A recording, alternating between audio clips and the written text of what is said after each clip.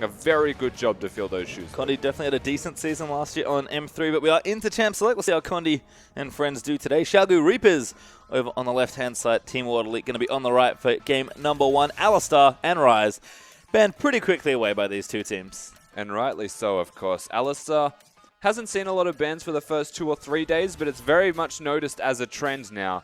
Picked and banned in every single game so far. And there's Graves, banned away by QG as well. So pretty popular jungler, not going to be present in this game. As World Elite now consider their next pick. Got about 12 seconds or so to decide. We've seen lots of different draft strategies, actually. Drafting's been really interesting from ban 1 to last pick here. As Tom Kench does get taken away. Definitely has been. I think the biggest trend that I'm surprised isn't happening is everyone bans away from Swift. They don't want him to have a lot of his champions. And Swift actually banning away from Condi is the weirdest change to see so far. Condi definitely a competent Lee Sin player, but it's an interesting ban, certainly. QG going straight for Condi there with that particular ban. So I wonder what Swift has in mind here. As of course a very strong Rek'Sai player, but can play just about anything, as Nidalee was the product of a few highlight clips last year. I mean, I'd ban Lissandra here, to be honest with you. It's just, but there's no Alistar on the board. It's the other optional first pick that you would go for, and it's just so powerful. Well, it's LeBlanc actually banned away from Doinby. We have seen him play only LeBlanc so far, but Doinby definitely has a much bigger champion pool than that. You can see Doinby there. Yeah, that is Doinby, sorry. Thought it was more for a second, got trolled. Kind of saying, hey, they banned my LeBlanc, probably not a big problem. Do you guys want Nautilus again?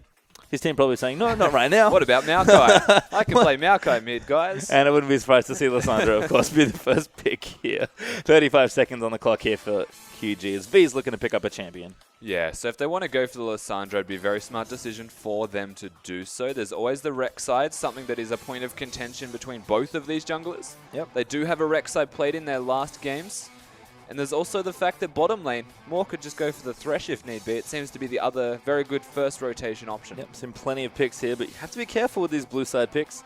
You only get one, but you do get the first one, so got to make it count here. Rek'Sai, like you mentioned, would be a perfectly fine pick here. Swift is a very, very good Rek'Sai, and he is going to take it away. So get it for himself and also deny it from Condi. 3 for 3 so far on the Jungle Champions for Xiaogu. Yeah, absolutely right. A lot of focus towards Condi. The question then has to be arisen of, is his champion pool extensive enough to deal with all of these things being picked away from him? What does he have in store that can actually deal with it? And we forgot one champion. Lulu. Hi. Why? I mean, that's the other Lissandra, right? Yeah. Sort of talking about it yesterday. 2 very flexible champions, can go in different roles, lots of utility. I mean, they could take both here if they really wanted to, but certainly Lulu being left up does leave over the possibility. We'll see what World Elite wants to do, but this would be perfectly good picks. Yeah, that's a great first draft. And, I mean, the thing with that is, though they're considered flex picks, it's very obviously defined as to what they're going to be, right? You can pick your lanes against them knowing they're the same thing. Yep. And let's go for World Elite. They're like, we'll pick the slightly better matchup where we can. You can even move one into support if you wanted to. There are still plenty of picks open that might give up the Lissandra. They are, in fact, as Trundle and Lulu are going to be the pickups here for World Elite.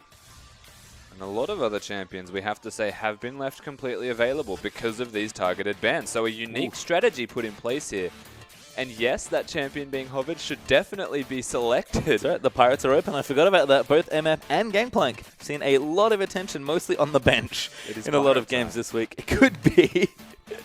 We'll see what Xiaogu do when I go with 30 seconds now to draft this few picks. But this is the thing that I love about draft right now, is that there's lots of good picks, but you still have to build a team comp by the end of your picks, right? So you need to make sure you pick them carefully. I mean, they've played Misfortune once already, Pico, from Xiaogu, and they just basically put the Braum with it. That's their denial tool. And now that they've seen the Trundle selected, I think they feel much more free to hover this champion and potentially lock it in, because there's not going to be the Braum to deny it, or they just pick the bottom lane that they want. Yeah, I mean, why really show too much here? Xiaogu going to save his soul lands. That's Braum. That's Misfortune.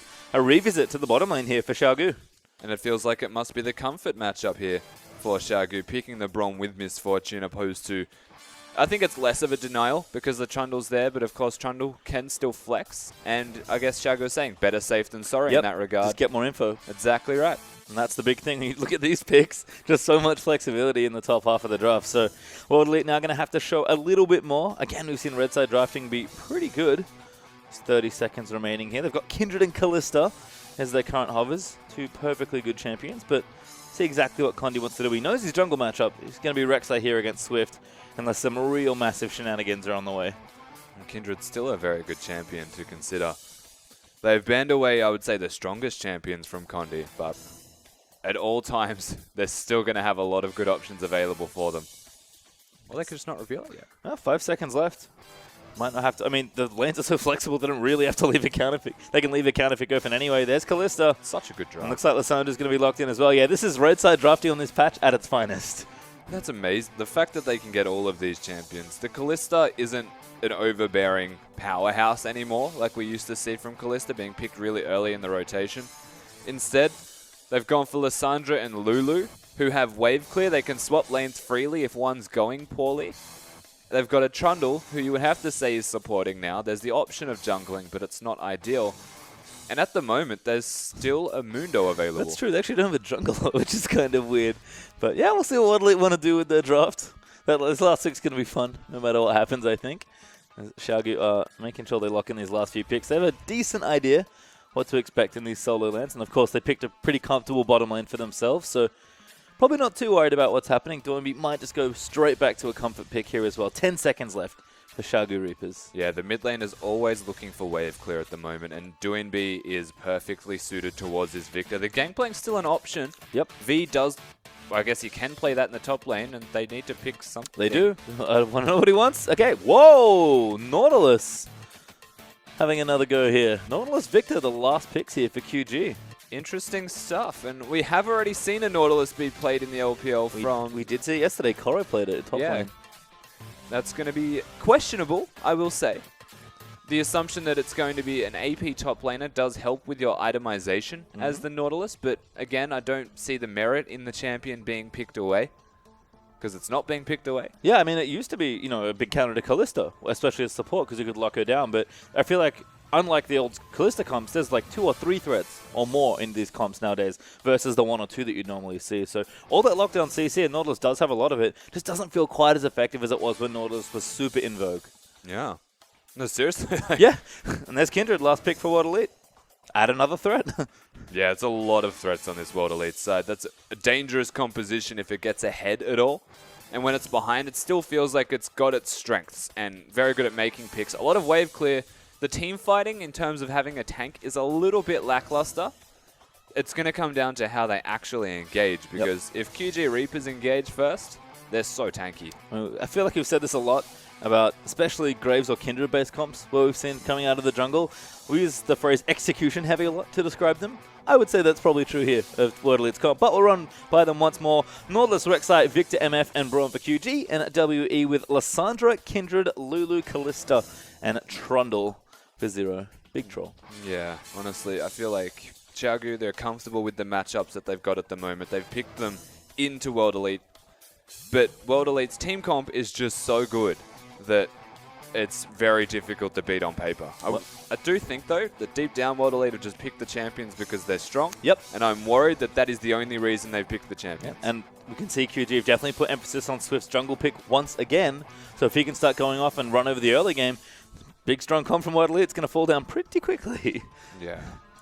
And of course, Xiaogu on comfort picks is the biggest thing to take away from this. And really, if there is a team composition that can beat World Elites, it's the comfort comp that they've got. Certainly is. Well, you can see the team comps, the other teams are lining up. Let's get ourselves onto the Rift for game number 1.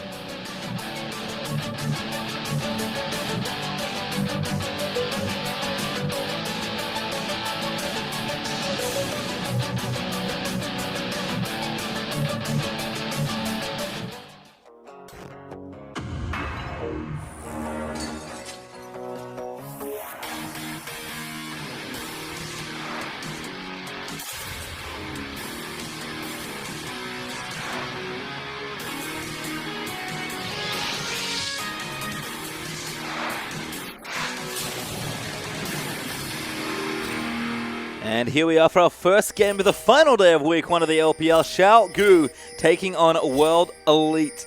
Game 1 of our best of 3. Good drafts from both teams. World Elite, you might think Rusty got the better of it, but still a lot to play for here in the early stages of this game especially. Yeah, World Elite, they got the better of the draft for what is considered meta. they definitely got all of the strong power picks that is very relevant to the current meta. They've got the wave clear, they've got early pressure, and they've got mid-game item spikes where they can rotate around the map. So in a comfortable position here, World Elite. In saying that, QG just love every single champion that they're on at the moment. They certainly do. They play to the beat of their own drum, most certainly, and they got a comfort comp here for them to start things off. Quick to note that double TP for World Elite as well to add to the things that this already very versatile comp can do. And you can see QG just getting a couple wards in near that Gromp blue buff intersection, and Mystic is actually in the top lane already as Kalista, so a lane swap early on here for WE. And it's funny, last time I saw a teleport on a Lulu mid lane, it was against Faker, and that was the last time I saw it for quite some time, because Faker showed them exactly why you're not meant to have it. Doinby, can't really compare the two, but it's the way he should play the laning phase, knowing he's got extra power just from having an extra summoner. And keep talking about him, Swift. Always wanted to get aggressive, although V's been moved all the way out of the jungle by Zero there.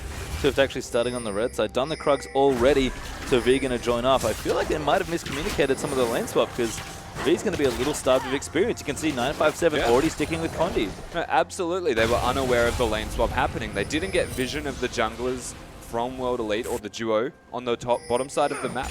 And so V assumed it was free for him to do the small blue buff minion by himself, get a bit of experience, go to lane. Zero, naturally, when they initiate the lane swap, checks the blue buff to see if they're there, finds him, and now V's going to be a little bit behind on experience. Yep, coming over to check as well. 3v2 actually, if QG do walk into this section. Yep, the Wolves are started. I think they might have seen them, so they're probably not going to get caught out here. Swift is marked by Kindred as well, I believe, so he's going to have to be extra careful. Got a bit of gold there, Swift. Prey Seeker found a small wolf. Well, he can maybe get his blue buff taken here as well, which is a bad time here for QG. World Elite doing the right thing and pretty much playing to the strong side of the map. You can see Pekko all the way down there. We do have Brom coming up as well for more, but there's going to have to be a snipe or nothing, and it's just going to be nothing this time. Yeah, I'm not entirely sold on the strategy here from Xiaogu. They're going to get to the tower and potentially deny the push, and it kind of slows the map down a little bit. They're still getting free farm onto Pico in the bottom lane, but it's such a big risk to actually send all of these members here, and now essentially leaving V alone while just sitting on the outskirts. Oh, Doinby really close to 957. He's going to eat a Q, but trades plenty of damage back in there. Doinby says, get out of my lane. He's pushing Xie quite far forward towards this turret. But Doinby, also very low in mana at the moment, is going to get poked out of lane 100% if he overcommits. Needs to only last hit minions and not use spells, and then his pressure is out the window. Swift is so aggressive.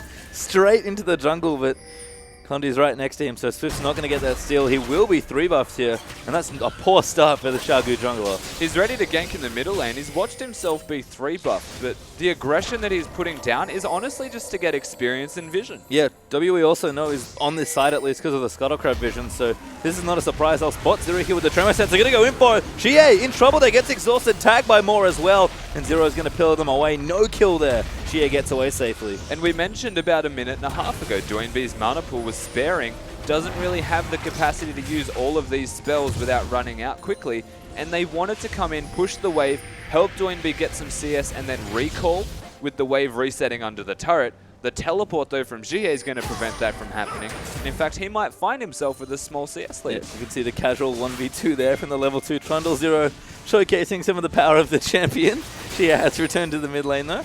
He's going to be just fine here as Doinby is forced back. He gets a Hex Score upgrade and a Negatron Click as V gets himself away. Tried to block the Q there with the pillar, I think. That was quite cute. I do wonder how that interaction goes, because Nautilus's Dredge line? Dredge line actually counteracts a lot of things, like a Blitzcrank hook as an example. If you throw out the Dredge line, it connects to the wall. Blitz will hook you, you'll just go back to your Dredge line. Yeah. So I'm very curious to see how that interaction works. See how V can handle the Nautilus here. He's doing just fine in CS, actually. That's probably the other win for QG, despite maybe some early fumbles here by Swift. Is that 957 is zoned all the way off the wave, 2v1 in bottom side. Can't duel MF and Brom. Pretty difficult duo lane in general to play against, but 1v2 even harder there for Lissandra. Yeah, and this is actually a major win for Xiaogu because V hasn't been doped. There's nothing that World Elite could actually do to dive him, solely because Swift was following Condi around. He sacrificed 3 buffs just to have vision of the jungler and let V know that he is safe under that turret. The way that the lane swaps have been going at the moment, everyone fast pushes down 2 turrets. But because of the way that Swift played the jungle, they weren't able to fast push down 1 turret, and now V is just monumentally ahead of a Lissandra. Well, they're going to come back again here. 4 members top now. 957 doing a lot of roaming, given that he doesn't really want to be in that lane. But you can see Moore and Swift already heading towards the top side as well. But he's going to back off the turret also. Going to make sure he's not in range. And they might be able to defend here. 3v4 with a turret in play as Doinby roams up as well. World Elite have to give this up. That turret takes barely any damage. And meanwhile, in the bottom lane, of course, Pico's just going to be casually sitting here. He's going to be farming his heart out, trying to get all of his items before he goes back. And well and truly on the way to a big spike is this Misfortune already being level 6. And no one from World Elite is here to catch these waves. Time and again, 957 doesn't have his teleport, and he has 3 CS. And it's funny how in so many games, it's always Peko that seems to be the big benefactor here. You talk about the top half of the map for QG being very aggressive in setting up a lot of plays, but Peko is a super reliable mid to late game AD carry player, and he's getting a lot of help early on here. 61 to 56 CS in the AD carry war, but it's still 957. It's completely very, very starving. 7 minutes in the game, and he finally goes to the bottom lane to take some farm and gets above 4 CS. It's a miracle. It's almost actually like down in 3 levels as well. V's pretty close to his ultimate, so yeah. 957 struggling. But he's going to get a couple waves now. And the craziest part is Swift, without getting a single big buff, is keeping up with levels because you get so much experience now from big jungle monsters regardless. You've got the new items that give bonus experience with each large monster as well. And the nice thing was, didn't have to share much of that with V. Nope. It looked like a mistake early on for QG, and it was, but the way they've played it to protect this top lane tower, they've effectively reset all their lanes back to almost standard ones. And now 5-7 still struggling in the bottom lane. And as he should be, only having a Doran's Ring is not in a position to fight against a BF Sword Misfortune. The thing here, though, is because there's such a big advantage for V, he's itemized towards magic resistance, and he's actually almost ready for a dragon or objective-based fight. He could almost group up now, utilize that teleport that's there, because 957 could do nothing about it. Nope, not right now. No TP level 4 for the poor Lissandra, as Peko does return to the bottom side with that BF sword. Swift now level 6 as well. Going to start stalking around looking for wards. Could be a dive in this bottom side here. Might just want to secure this outer turret. It's going down by the looks of things. It certainly should be going down. The numbers advantage is there, and Condi is in base. So he's going to have to basically cut his losses, go towards some more jungle camps, and continue to farm. It's pretty sad to consider that the farm is the exact same as Swift's though. Yeah, after that 3 buff. Seriously, he got a 3 buff start. He's had the jungle advantage, and Swift spent about 1.5 minutes watching him jungle and just sitting in middle lane as well. So, good job from Swift. Yeah, well played early game certainly here for Xiaogu. You can see some early itemization starting as well. We've got Swiftness Boots, Tracker's Knife. That's the current jungle meta special by the looks of things. Spectre's Cal up for V already, like you highlighted. And Doinby's got the Mark 2 Hex Core, I believe, as they also take the Dragon after that bottom tower. Yeah. About 1,000 gold up now for Xiaogu, just based on very good macro play. Exactly right. And this is an interesting change. I have not seen a team play the early game like this until right now. Because at the moment, the meta, basically in every single region, is the 2 turrets, and then they play an ARAM in the middle lane until someone concedes. Just hope the wave clear somehow gives away in mid. They just poke until one of the wave clear sources isn't there anymore, and then they're the ones who snowball. So it's nice to see a refreshing change and a very unique strategy, I would have to say, from Xiaogu.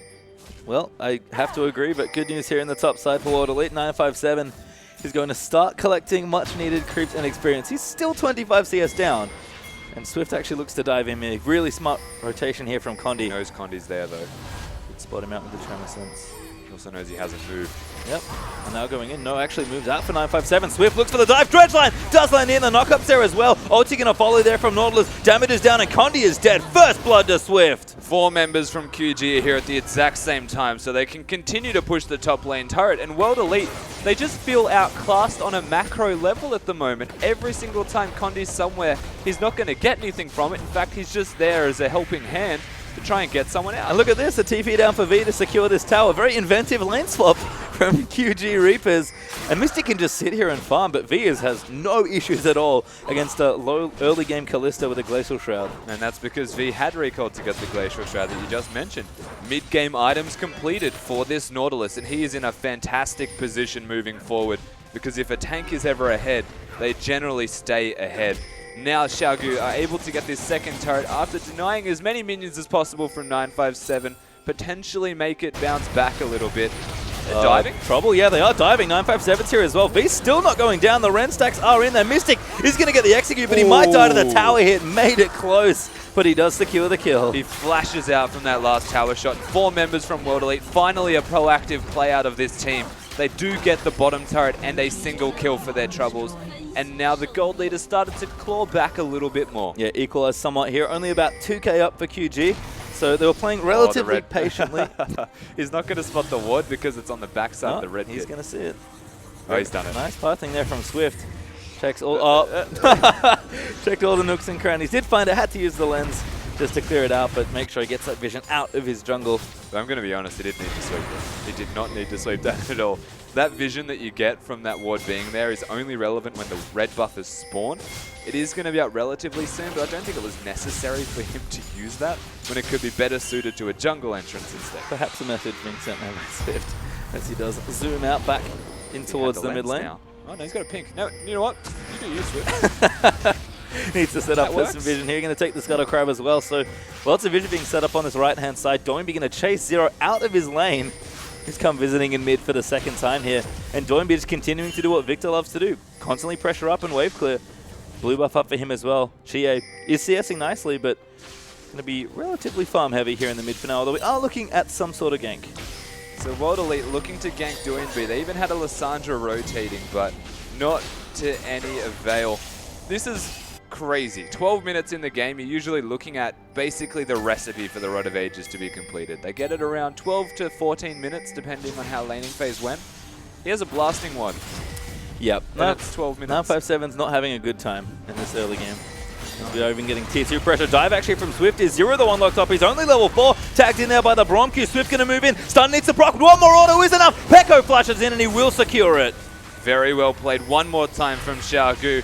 Swift does not care about a Trundle support trying to solo defend a turret. You have no reason to be in that position, and it's unfortunate for World Elite, but very proactive play once again from Xiaogu, playing with such confidence, they get themselves a second turret in that bottom lane. Yep, they take the turret and go up to now 3k ahead in this particular game. We can see why they prioritize the Rek'Sai. Swift just knows exactly what he wants to be doing with it. Top tower is going to fall though.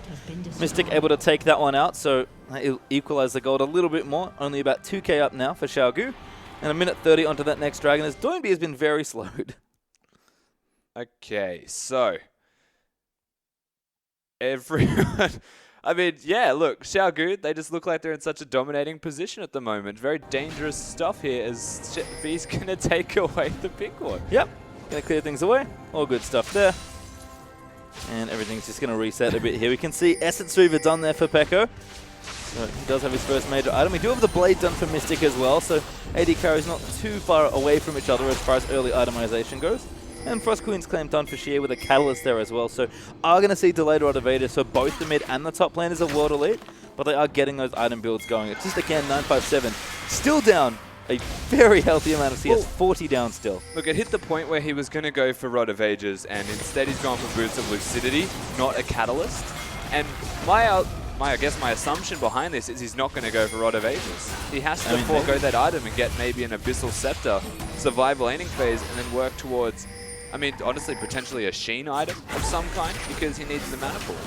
Well, we could find out. Doinby looking for the steal, doesn't get it. Condi able to smite that away. You get a recall in from V as well, who's doing some shopping relatively soon. Got Swiftness Boots. I'm going to build in towards a few more components. Got Crystalline Bracer there now. QG though, just trying the ARAM strat, wanting to get this tower down and really open up this map. But like you've mentioned, Rusty, all the wave clear mid laners make this pretty tricky. Exactly right. Not only wave clear mid laners, the top laners in this particular game have just the same amount of wave clear. So we'll find these teams butting heads a lot, but not a whole lot coming from it until they make a pick. The best way to make those picks is with poke, and that's what Victor is doing at the moment instead of using it for wave clear. Oh, V going straight in, but doesn't quite use the ult. He just hooks onto a minion. Dragon is up as well. Swift's currently soloing it, so QG going to secure themselves even more objectives here. Should be pretty easy to take it away. World Elite not wanting to leave that mid lane turret in case of the pressure. And Moore's going to come in for a little bit of help. Smite away. And that's going to be Dragon. No, never mind. Dragon number 2 for QG. No smite needed. Yeah, honestly, just easy done. It's so simple for Xiaogu to rotate at the moment. No vision control around the Dragon area for World Elite. They're basically consolidating every single loss, making their best attempts towards farming and just trying to catch up. Keep the Kalista as close as possible to even, because that's their saving grace at the moment, World Elite. They've got the Lulu, and they've got Lissandra, who's always going to be able to engage and stay alive for at least quite some time with that ultimate. They're just relying on Mystic to be huge. Yep, well, it's getting pretty strong here as Blue Buff does go over to Doinby. Mystic actually doing a bit of jungling for himself, going to take that Scuttle Crab away. Potentially give them a view to the Rift Tower if they want to take it, but right now it just seems like a siege is being set up by Waterley in the mid lane. Plenty of poke here and good wave clear. Doinby really the only one that can clear this out, but he's pretty strong right now on Victor. Yeah. So not a problem at all there for the mid laner. He has had blue buff for a very extended period of time. I've very rarely seen him without it this game. So Doinby putting in overtime with that wave clear duty. And this is the ARAM we were talking about earlier. It's the way that the meta is going at the moment. Clear top turret, rotate to the bottom turret, or vice versa, depending on where you start. And then you work mid. Whoever breaks mid first generally opens up the map and starts to find more opportunities to snowball. But actually breaking mid is so difficult. Yep, because again, all the wave clear mid laners. We do have maybe an opportunity in the bottom lane because they did take out the tier 2 to Chagu away from World Elite. So a little bit more space there. Huge wave actually for Peko. Going to push this all the way back. Although World Elite now going to start pulling the trigger and moving into mid lane. TP is up for V, but he's going to have to get here pretty quickly. This is the rinse and repeat nature once again. It's going to be so hard to kill Doinby because he's got a Braum to defend him. Nautilus has the teleport. And this is why people are actually picking hyper tanks in the current meta, is because the wave clear is there. They need to either siege or dive. And it is so hard to siege when they have wave clear. Your only resort is to actually dive. So picking champions like the Nautilus, who can just press the big go button or be a super tank to either dive or prevent dive, is doing work. Well, you can see Peko's finished pushing out that wave. V, I don't think got a push started in the top lane, but he did push it fairly far back. It is going to force 957 as a response. So once again, we see this push and pull. Xiaogu now going to be the ones grouping in towards mid. And with Baron not being an objective they can take right now, they're going to keep pressuring. And these turret pokes, they do add up. In fact, they might even go for the break here. This looks to be the first breaking point of the game. Of course, the gold lead was already established for Xiaogu. It's now going to accelerate. Doinby going straight in, going to force a flash out of Mystic. Barely survives that one. That was aggressive work from Doinby, and it looks like this team don't want to slow down anytime soon. Forcing Mystic to go back to base. He had to walk the whole way. They can put some more damage and might even get the second turret. Smart play here from Xiaogu. Teleport is going to be there. Can they cancel it? Looks at the channel. Who's going to finish? Don't have enough damage. Lissandra going to charge in. Flash in, but a beautiful knock up there from Swift. Self-ulti there for 957 is going to keep him alive, but for not too much longer as Peko does take him out. Zero tag by Braum. Almost eats another Q. And Xiaogu get another pick and keep pushing now. More is so good on Braum. The amount of times you see this guy have a dance more. He even blocks it with the shit. He keeps dancing. That's really cool. He stops the Lissandra from engaging and having to ult herself, but with a delay because he knocked up with the ultimate. The timing was impeccable, and more really helping Xiaogu to cement that advantage they just secured. Blue buff steal here as well, and a big wave also prepped in that bottom side. Xiaogu do have to go back and spend their money, so can't probably go for more aggressive plays at this point, but they'll collect their buffs, they'll consolidate, go spend some of that money they've built up here. And that big bank now, about 6k up for QG, 5 towers to 2, and of course those 2 dragons just in case. Swift, I think, tried to take that away, but no, Peko secures. He genuinely wanted to take the small one. He said he needed the 20 gold. I'm guessing for a pink ward, if I had to make an assessment. It was just quite amusing because he had to actually walk up to it next to it and kill it with the Cinder because you can't kill red buff with it. Yeah. Safe to take it for Pico, and he gets a bit of extra money. Well, Dead Man's Plate now completed, so 20G helping out there for Swift. We do see Rapid Fire Cannon also completed for Peko, so 2 items done for MF. Banshee's done now as well for V, and of course 2 items done. Perfect Hex Score plus the Abyssal and cooldown boots all completed for Doinby, so big strength now for Xiaogu. As that Rent does miss for Mystic. You win this round, Grom. I'll be back. Well, more steals as well as Kondi has to defend that buff for himself. We'll take it. They can't go over to the AD carry now for a few minutes, and Xiaogu is continuing to put pressure on all 3 lanes at this point. Yeah, and of course, as we mentioned, the middle lane has been broken open, so it gives more pressure on the face of World Elite. They need to sit there and defend in a much deeper and more dangerous position. Gives more time for Xiaogu to rotate around the map. Their next objective is very evidently a 4-1 split, focusing on the top side of the map so that there's no Baron pressure whatsoever, and that V can pressure the bottom side of the map, which is completely open. Yep, CQG going to push him for this top tier 2 now. That's the only tier 2 left actually for World Elite, so it'll be another big point to attack here. Yeah. V does have that summoner, of course, teleport ready to go. Dragon up in 40 seconds, so Xiaogu, plenty to play around here. And this vision's just stretched all the way into World Elite's jungle at this point. World Elite feel pretty much confined to their base area. Absolutely do, and of course V right now is honestly doing the work of two laners. They're keeping Doinb in the top lane because he's not the only one with wave clear, but he's the only one that can poke and pressure down carries from World Elite.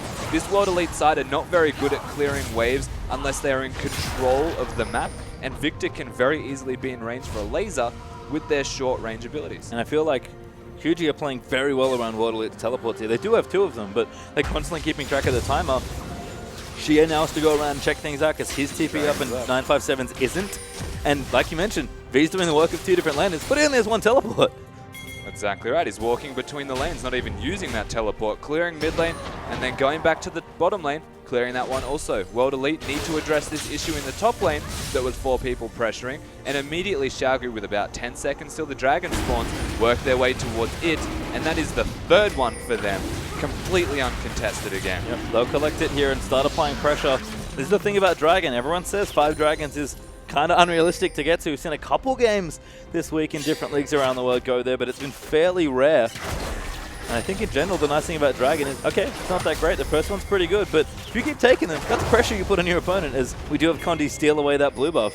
I will say it's very rare that teams have to resort to the 5th dragon because gold is so accelerated and items are so accelerated. 957, you are so far out. No flash here as well. Swift going to follow in. Flash on Burrow there for the knock-up, and Doinb just going to take him out. Swift gets the last hit there, and now Condi's getting chased on. Huge dredge line there for V as the Lamb's Respite popped as well, but he's not going to live for too much longer. Condi does flash and dash out of the way. He might just survive here, but another dredge line coming out. The Praise Seeker lands. The ulti's good, and Condi gets dunked.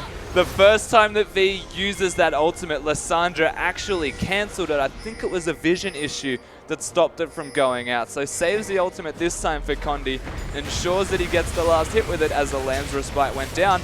And they're on Baron. Yeah, QG say, you know what, Mystic, you take the mid outer. It's all yours. We're just going to take Baron here. Zero in the area, trying to poke people off it, but it's going to be really difficult to try and take this. 3v5 right now. Doinb actually in trouble. Mystic doing good damage there. Great knock up there from the Fates Call. And QG just committing the Baron. Lissandra is coming in. Swift does secure it, but Pekko's going to take a lot of damage here as 957 ults himself. Damage is good. Swift is done.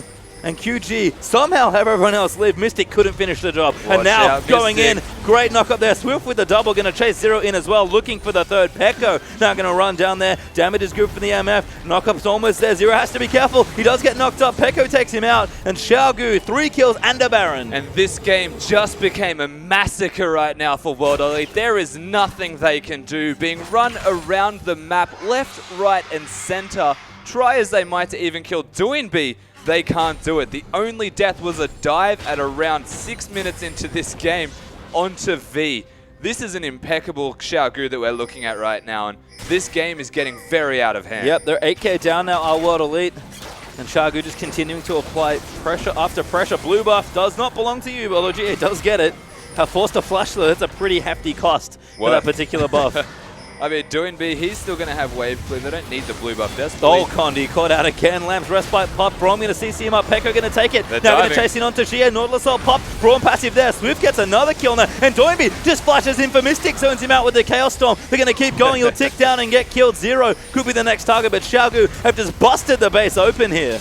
They don't have any reservations right now. There's nothing to be afraid of for this Xiaogu roster. 11-1 in kills at 24 minutes into this game. They can break open the middle lane, and it doesn't look like they want to stop there because they are so far ahead. Yeah, they might even try and finish things off here, but this game is looking grim for World Elite in this particular one. This Nexus turret, not long for this world, will go down. Do they have enough tanks to finish them off? I think they do. Pekko is going to clean things up here, and Xiaogu are going to run over WE. 1 death in the column. Swift's KDA going absolutely ballistic, and that's it. 25 minutes. We are done with game number 1.